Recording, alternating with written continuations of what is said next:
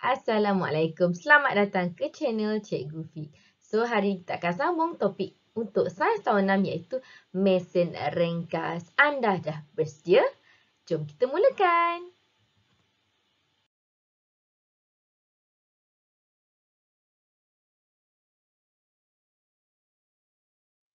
Okey, untuk objektif pembelajaran pada hari ini, cikgu harap di akhir PDP nanti murid-murid dapat menyatakan maksud mesin ringkas dan juga dapat menyatakan sekurang-kurangnya 3 contoh mesin ringkas yang terdapat di sekeliling kita.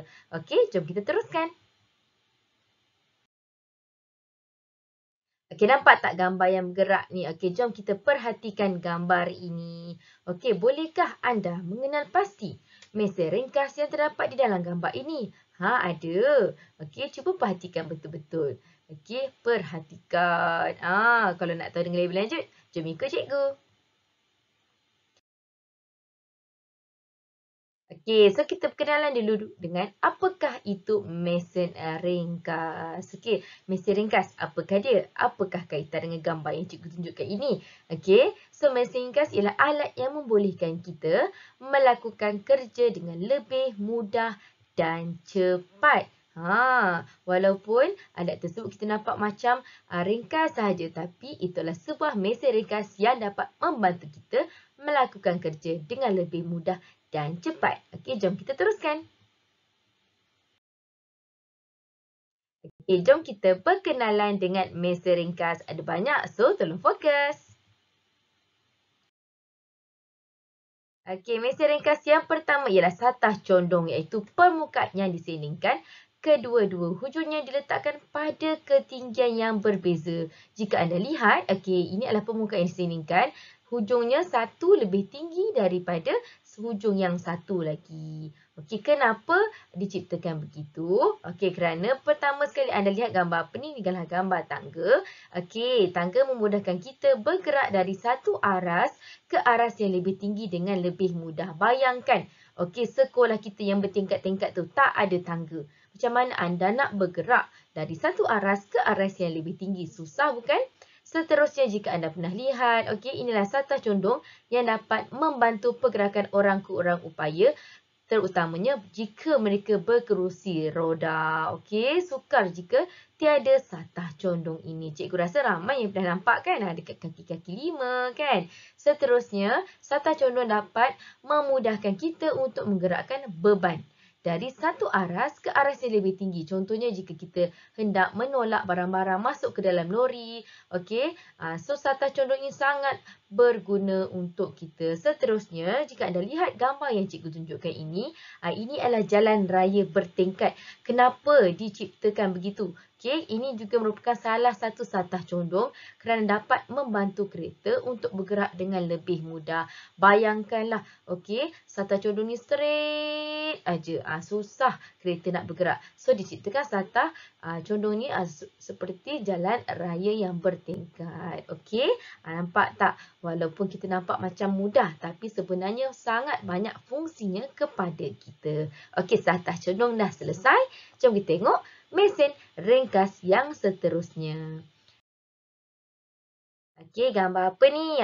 Jika anda perasan, inilah gambar penutup botol air. Apakah nama mesin ringkas seterusnya? Skru. Kalau skru kita biasa nampak ni kan. Apakah itu skru? Skru ialah terdiri daripada satah condong yang berlingkar yang dinamakan bebenang. Jika anda perasan, nampak tak? Ini nama bebenang. Ini pun bebenang, ini pun bebenang. Apakah fungsi skru? Untuk menyatukan dan mengetatkan dua kepingan objek yang bergabung. Jika anda lihat, skru tersebut, macam contohnya mentol ni, nampak lebih ketat kerana diletakkan pada rumah mentol ni. Seterusnya, skru ini pula untuk mencantumkan dua kepingan kayu contohnya. Dan botol air ni, bayangkan tak ada skru, tak ada bahagian satah condong yang berlingkar yang dinamakan bebenang ni. Boleh tak botol kita ditutup dengan rapat? Mesti air pun tertumpah, betul tak?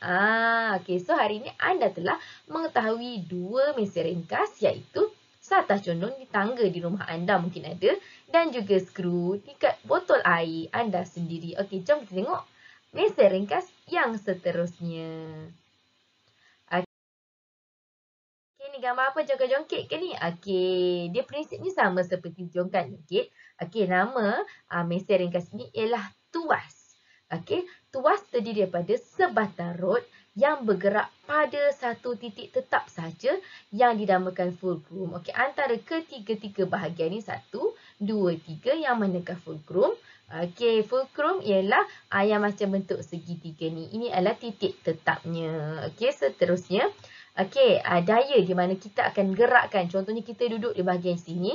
Okey, dan akan menggerakkan beban. Okey, iaitu beban yang kita nak angkat tersebut. Okey, jom ketahui dengan lebih lanjut lagi tentang tuas. Okey, jom. Okey, gambar apa ni? Ni gambar lengan. Okey, lengan anda. Okey, tahukah anda lengan kita juga merupakan satu mesin ringkas. Okey, di manakah fulcrum? Okey, siapa dapat teka? Okey, fulcrum ialah di bahagian siku. Cuba anda gerakkan tangan anda sekarang. Okey, fulcrum merupakan titik tetap. Okey, siku merupakan titik tetap untuk tuas di lengan kita ni. So, di manakah beban? Okey, dan juga daya. Okey, daya di mana kita gerakkan ke atas dan ke bawah. Dan beban di mana kita mengangkat barang tersebut. Okey, nampak tak mesin ringkas pun terdapat pada kaki kita. Okey, jom kita tengok lebih lanjut lagi tentang tuas. Okey, tuas jika anda lihat gambar-gambar yang cikgu berikan ini merupakan beberapa fungsi tuas, iaitu untuk membantu kita mengangkat dan menggerakkan objek dengan mudah. Okey, gambar pertama ni. Okey, macam orang zaman dahulu susah nak mengangkat beban yang berat. So, dia menggunakan prinsip tuas, iaitu meletakkan fulcrum di tengah sebagai titik tetap dan menggunakan daya supaya dapat membantu mengangkat beban ini dengan lebih mudah. Okey, seterusnya ini gambar mop. Okey, konsep seperti penyapu pun boleh juga.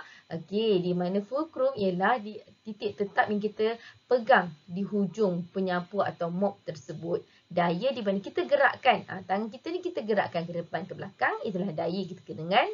Dan beban hujung di mana kita mengemop tersebut. Okey, dan seterusnya kita boleh lihat di sini, ini merupakan pembuka botol. Okey, beban merupakan penutup botol tersebut. Fulcrum iaitu titik tetap pembuka botol adalah di sini. Dan daya di mana kita menggunakan daya untuk membuka penutup botol ini. Bayangkan tak ada pembuka botol ini. Sukar untuk kita buka penutup botol tersebut. Okey, sama juga konsep dengan sudu. Jika anda ingin membuka tin biskut, betul tak? Kalau nak guna kuku sakit kan, ketat tin biskut tu. So, kita gunakan sudu. So, sudu merupakan tuas juga. Menggunakan prinsip tuas juga. Okey? Dah dapat 3 mesin ringkas. Jom kita teruskan ke mesin ringkas yang seterusnya. Okey, ni gambar apa ni? Ada gambar kapal layar, ada gambar bendera. Okey, lepas tu gambar apa ni? Ini adalah takal. Okey, jika anda perhatikan gambar yang cikgu berikan ini bukan gambar takal. Okey, apakah itu takal? Takal ialah sebuah roda beralur. Okey, nampak roda beralur ni? Yang boleh bergerak bebas. Okey, ni roda beralur yang boleh bergerak bebas. Apakah fungsi takal kepada manusia? Okey, fungsi takal ialah untuk mengangkat, atau menurunkan atau menarik beban apabila seutas tali atau rantai dilalukan pada alur tersebut. Okey, jika kita letakkan, kita lalukan tali di takal tersebut, maka dapat membantu kita untuk mengangkat, menurunkan atau menarik beban. Contoh macam tiang bendera ni. Ingat lagi, siapa yang pengawas tu, ingatlah dia pernah turun dan naikkan bendera. Okey, so bagaimana bendera ni boleh dinaikkan? Dengan menggunakan prinsip mesin ringkas takal ini. Cuba anda perhatikan nanti jika ada rezeki semasa buka sekolah nanti. Perhatikan macam mana bendera ni boleh naik ke atas sebab guna takal. Seterusnya kapal layar ni di manakah penggunaan takal? Di layar ini di mana kita menaik dan menurunkan layar tersebut.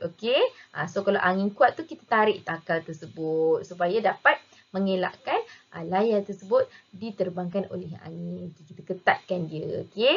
So itu adalah fungsi takal. Nampak tak? Banyak sebenarnya mesin ringkas sekeliling kita. Tapi kita cuma tak perasan sahaja. Menarik kan? Jom kita tengok mesin ringkas yang seterusnya. So ini adalah roda dan ganda. Roda ganda tu apa pusing-pusing pula tu kan? Roda dan ganda. Jika anda lihat gambar yang cikgu berikan ini, roda dan ganda terdapat di sekeliling anda juga. Apakah itu roda dan ganda? Terdiri daripada roda yang dipasang pada sebatang rod yang dinamakan ganda. Jom kita perhatikan di manakah roda pada ketiga-tiga gambar yang cikgu berikan ini. So fungsi roda dan ganda untuk menggerakkan atau memutarkan sesuatu objek. So dah dapat clue dekat situ. So di manakah roda? Di mana roda? Jom kita tengok. Roda, ini merupakan contohnya pilih air ni kan, pipe air ni, dan juga ini merupakan perigi dan skru. Roda di mana kita memutarkan kepala pipe ni, dan ini pula untuk perigi, ini adalah rodanya. Kita pusingkan roda tersebut. Dan skru kita pusingkan roda pada pemutar skru ini. So ganda iaitu sebatang rod tersebut ialah di bahagian, kalau untuk kepala pipe di sini, jika diperigi di bahagian ini di mana kita akan menarik ganda tersebut dengan menggunakan roda, dan ganda untuk pemutar skru ialah berada di sini. Roda dan ganda ni sangat penting. Bayangkan, kalau kepala pipe ni kan, rodanya tercabut. So, ganda pun tak dapat dipusingkan. Untuk perigi ni pula bayangkan, tak ada roda untuk menggerakkan ganda. Agak sukar. Sama prinsip juga dengan pemutar skru ini. Jika anda perasan, pada kereta juga ada roda dan ganda. Roda tu yang tayar kereta tersebut, dan ganda yang mencantumkan roda tersebut. Jom kita tengok mesin ringkas yang seterusnya. Ni gambar apa ni? Ada pisau, ada kapak, tiba-tiba ada penyendal pula ni. Apakah kaitan ketiga-tiga ni? Ini merupakan dinamanya baji. Baji mempunyai satu atau dua satah condong. Ingat lagi satah condong tu? Yang tajam hujungnya. Nampak tak bentuk segitiga? Tajam hujungnya. Ini pun tajam hujungnya. Dan juga penyendal pintu ni pun ada bahagian satah condong yang tajam. Nampak tak satah condong? Disindingkan, kemudian ketinggiannya pun berbeza. Apakah fungsi baji ini? Fungsi baji pertama sekali memisahkan objek. Yang kedua, menggerakkan objek. Nampak tak kita boleh gerakkan kan? Contohnya macam kapak ni kan. Kita memisahkan kayu tersebut. Dan kita boleh memotongkan objek tersebut. Contohnya macam pisau, kita potong bawang dan sebagainya. Memegang objek tersebut. Contoh macam garfu kan.